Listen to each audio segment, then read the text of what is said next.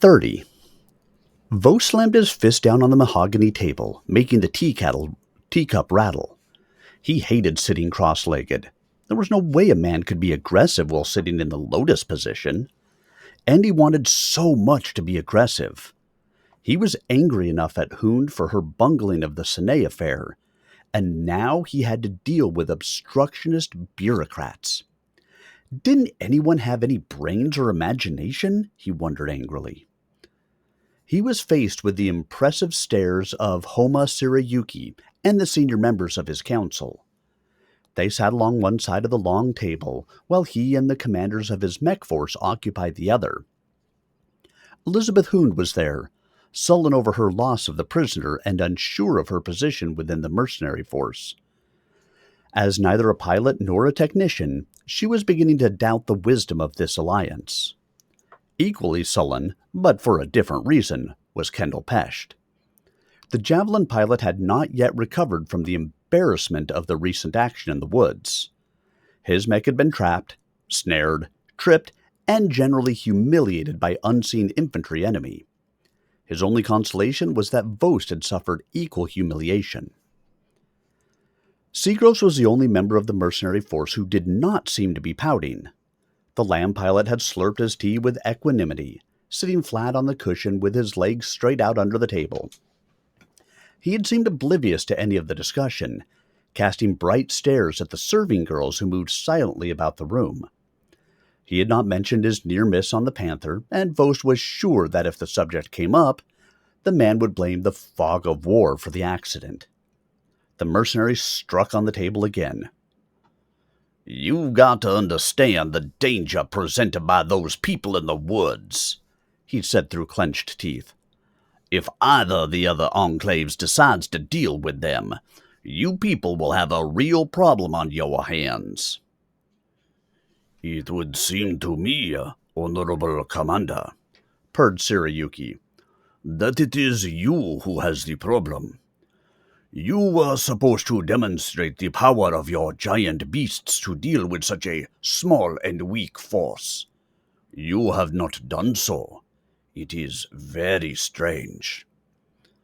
"We can go elsewhere, you know." "That is perfectly within your right, Honorable Commander. But as you well know, we have already come to a working agreement with you." "It's not me you've come to an agreement with," sneered Vost. "You have an agreement with Seagroves. He's the one who's done all the talking so far." "That is quite true," nodded Sirayuki. "Your man who flies has been quite persuasive in his arguments. It is he who has the most special abilities, not you. Your strengths are very great, or so we have been led to believe. But it is the one who flies who is the most impressive." Vost shook his head in frustration. "Shidosha Homa Sirayuki, you do not grasp the concept of the battle mech or how to use it. I understand that you are amazed by the abilities of young Seagroves here, but he is not the most powerful. Even he will admit that." From the look on Seagrove's face, Vost saw that this was not a good time to call for an answer. Seagroves might just argue the special value of the Lamb. "We know the location of the other humans. In the first attack, our navigator was not completely accurate, but now we know. The problem is the woods. Our machines have difficulty maneuvering in the woods, but we could use the Usagumo infantry and tanks to flush them out. Then we could get at them. We must act quickly, for although they currently pose no real threat, they could be quite dangerous if they join with the Osio or Amatukaze." Sirayuki considered the situation. Certainly the mechs had not done the job of destroying the enemy in the woods, a fact that had serious consequences not even these humans could fully understand. The Tatate in the city had learned of the defeat, had even learned of the part their brethren had played in it. The residents of the Sumaru, the mass of Tetis huddled within Usagumo, had changed as a result. It was not yet any great change, just something in the air. Some of the human waste had caught the scent as well. It would be best, thought Tsurayuki, if the problem could be solved quickly. The act was agreed upon, but the plan took longer. Tsurayuki had many objections, not the least of which was how to deal with the other enclaves while the Usagumo forces were out attacking the others. He was afraid, and justifiably so, that they might take advantage of the situation. He wanted the mercenaries to neutralize the opposing forces, and he wanted the mercenaries to use the lamb. The psychological effect of the lamb could be more powerful than any real damage it could do. The members of the enclaves had a deep-seated fear of flight. Their legend said that although they themselves had come from the stars as voyagers, they must never fly.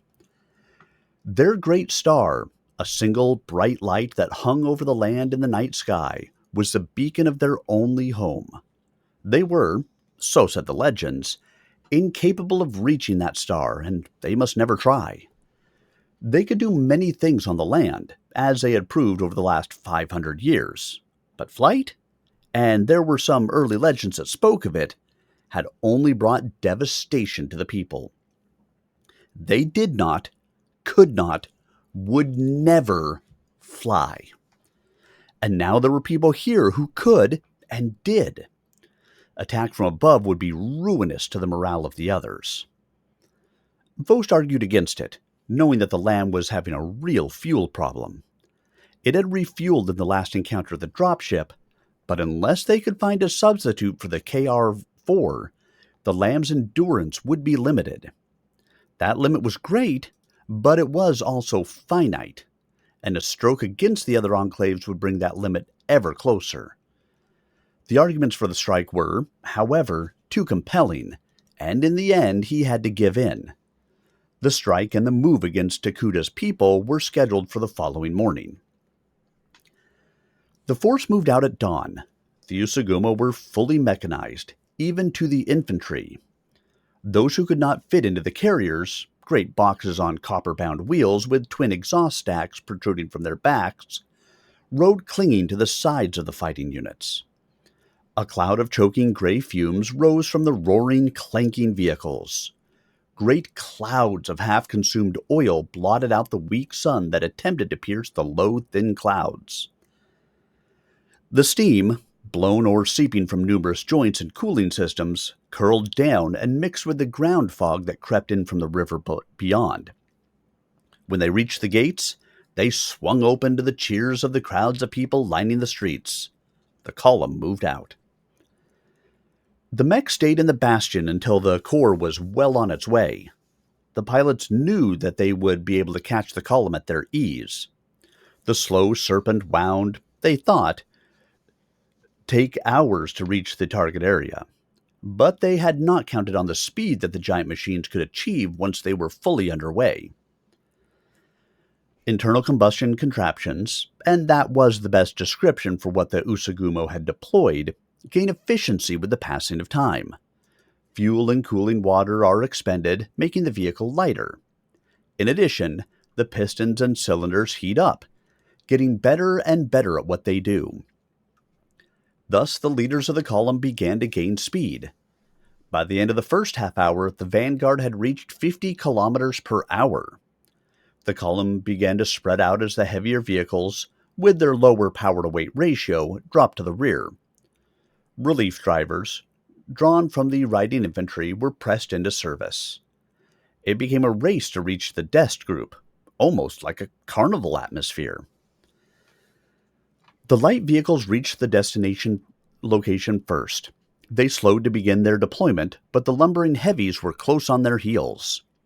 Pressed forward by the fighting vehicles, the four-wheeled reconnaissance units careened across the field to make way for their fighting brethren. The light units were thrust aside to the left and front of the formation, the tanks spreading out as best they could to the right and rear. Unit cohesion was lost.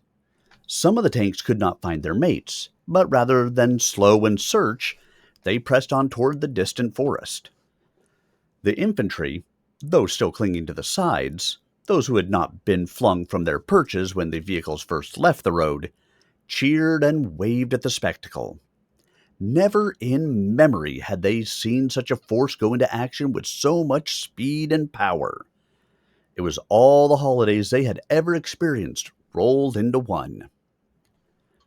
Behind them, surprised by the speed of the ground forces and aghast at what they saw, the Panther and Javelin came up from the river. Vos tried to decipher what he was seeing. The neat squares drawn on the map the night before had vanished, assuming, of course, that they had ever existed.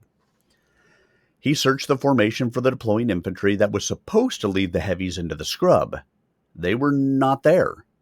Deep in the pit of his stomach, Vos felt the sour burn of impending disaster. The bloody Usagumos weren't waiting for the mechs. Vos was torn between the urge to stand back and watch the disaster and the need to move forward and become involved in what was sure to be a hopeless situation. He chose a mid-course between the two. He moved forward cautiously, waiting for disaster. It came, and came even more violently than he'd expected. The leading forces of the Usagumo plunged into the fringe brush that marked the boundary between the savanna and the denser woods beyond. It was the point where Vos's mechs had been trapped by the pits. Vos knew what to look for now, and he saw the telltale signs of disturbed earth. A great armored carrier, smoke streaming from its twin stacks, toppled forward into a pit, the rear wheels still above the level of the ground. A great cloud of flame and exhaust erupted from the seams between the slabs of copper and wooden sheeting that provided the armor. A fraction of a second later, the seams had ruptured and the vehicle exploded.